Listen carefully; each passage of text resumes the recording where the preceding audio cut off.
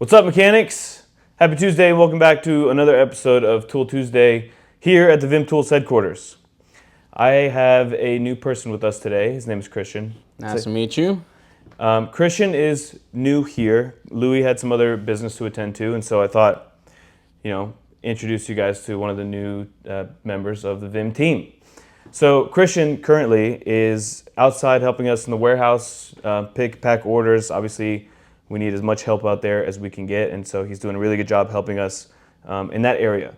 But while he was here interviewing, he did mention that he was into video editing, and you had a YouTube channel of your own not too long ago.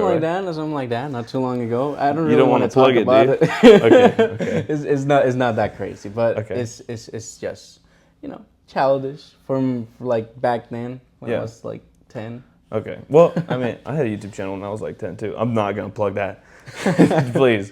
But anyway, so when he mentioned he was into editing and all this stuff, we're starting to get into a lot of that here. With our Instagram and obviously with YouTube and everything that we do, that's public facing. So we thought, why not have him help out? And not only that, but he's helping us organize a lot of the stuff that goes on between us and some of our customers, keeping track of forecasts and documents and emails and whatnot. So freeing up some time for Louis and I to continue to do this. But you are like a whiz when it comes to AI. We don't use AI here. Not much. I've always thought to myself, because AI is becoming a huge thing, I've always thought to myself, when do we start to use that? And you've been very quick with it, like in terms of just editing like photos and stuff. It does make things like way easier. Way easier. Yeah. But moving forward, we are on part 2 of Pliers Day. So we have some snap ring pliers, some wire crimpers, well, like a 5-in-1 wire crimper, and some hub and desk cap pliers that we're going to talk about. Some of this stuff is USA made. And like we said on the last episode, we are going to be doing questions and answers in next week's episode. We'll do a larger Q&A episode because I'm not going to be able to do that today. First, before we move into products, on the break room episode last Friday, Clay broke the 3/8 HDR 614, our heavy duty 3/8 ratchet. Did you see that by chance? I actually did not, but I saw the preview of the video, so Okay. Kind of. Well, Clay broke the 3/8 ratchet. It went to, I think it was 340, around 340 foot-pounds. And it was an epic break because we realized we're going to need some safety equipment over there in Mississippi. And so, yes, we're going to be working on that. But one thing that we've been using on some of these episodes where we break ratchets, we've been using Project Farm's testing data to help kind of show where we fit into that lineup of products. And we did that on the first episode when we tested the 1/4-inch heavy-duty ratchet. And we did mention that the data was from Project Farm. And we got a little heat for that because people said we were calling out Project Farm. And we weren't calling anybody out. We were just simply, on Tool Tuesday, we've talked about it here a lot. We said that we've reached out to these testing channels and asked them if they would have our products on there. And they've kind of told us, hey, I'll keep you in mind, but I really do what the viewers ask us for. They don't allow people to send them products. We haven't been able to get our products on testing channels. So we said, all right, we're going to do it ourselves, and we'll just show where we fit into the tests that have already been taken. We're not calling anybody out.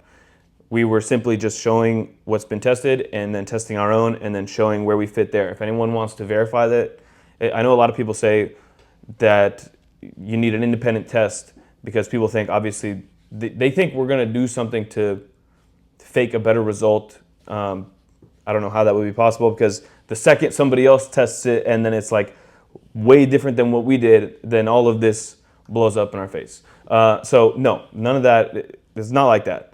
But if anybody wants to, if they see that and they say, oh, hey, I want to see if that's true, and they test it themselves, that's what this is for. We're trying to, incentivize people to test our stuff on their channels.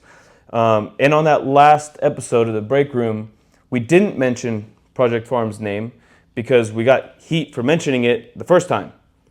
And then we got heat for not mentioning it. People were saying that we didn't give him credit. So we're not sure what to do. Do we mention his name? Do we not? I feel like we should have two separate versions of the same video for people that want us to mention his name and people that don't want us to mention his name. So I don't know. You tell us. Should we give the credit, or should we kind of leave things open and say, hey, this is a test that was done previously by a popular channel? Obviously, I'm saying right now that it was Project Farm, but anyways, yeah, that's a little bit of the dilemma. We mention it, we get heat. We don't mention it, we get heat. So let us know what we should do. But moving forward to products, we have part 2, Pliers Day. And we have 2 sets of snap ring pliers. We have 2 sets of snap ring pliers. We have external and internal. This is part number SR7, by the way. These used to be red, but we changed them to a green handle. So these are recently updated. And they're inexpensive sets, and they have a lifetime warranty. We've said recently that we were starting to show a lot of the more, I don't want to say boring items, but a lot of the stuff that isn't so like quirky and innovative part of our line, because it is part of our line and we have to show it. So this is SR7. It's a 2-piece set of straight snap ring pliers, external and internal. But we also have the SRB7, which is the bent version of that same set. So SR7 and SRB7. Those are those 2 sets. Next, we have hub and dust cap pliers. This has been around for quite a long time, and we still have inventory. This is USA made. It's no fancy handles or anything. It's just simply a prier here for you to pry off the hubcap, and then this claw type to pull the dust cap off.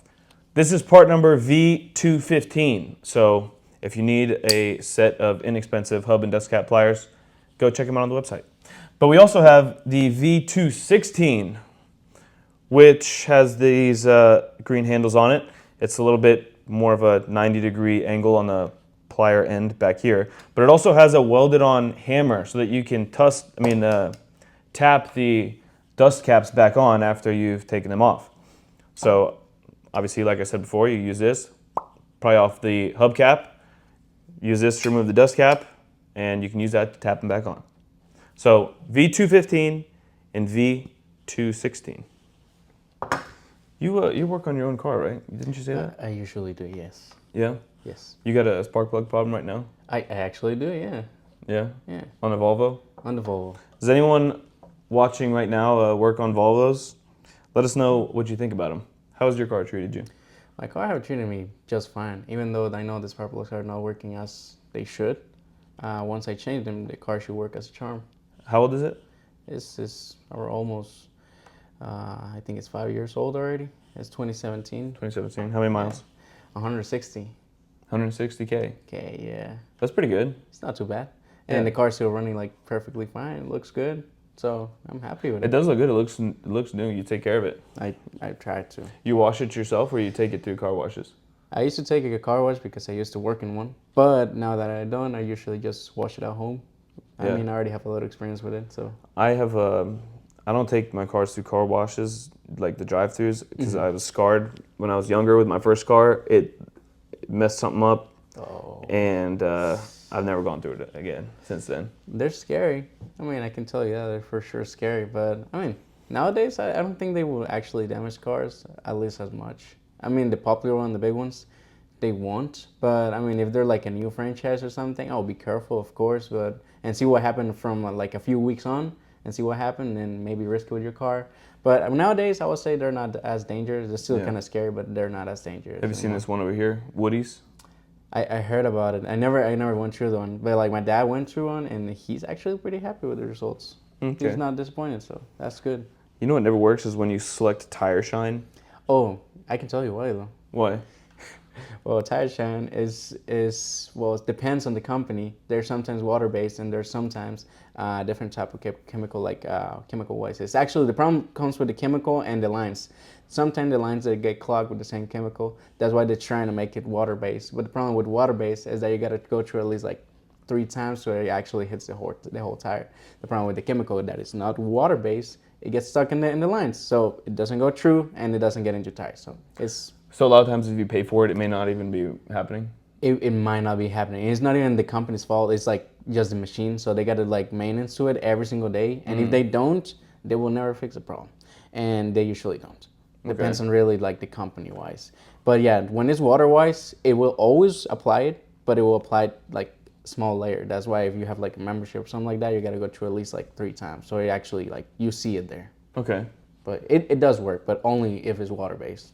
Well, you heard it here first. That's an inside scoop.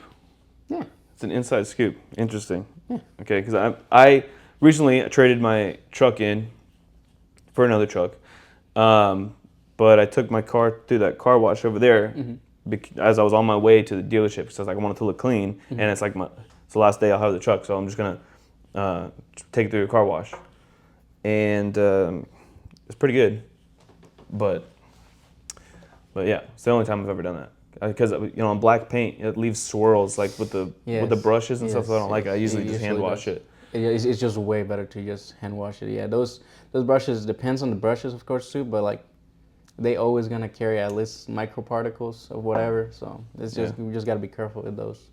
All right, so back to the regular scheduled programming. These are a 5-in-1 wire stripper / crimper / plier. We have 2 versions. We have the WS57, which we've had for quite a while, which is like a polished chrome. And then we have the WSC57, which is more of a satin, like gunmetal finish. And we released these. A lot of people said that we were copying another brand, but we had them for a very long time. This has been part of our line for 10 plus years. We just made an update. And the update that we made is this is a stamped, this is forged steel. So the forged steel, these are actually much stronger.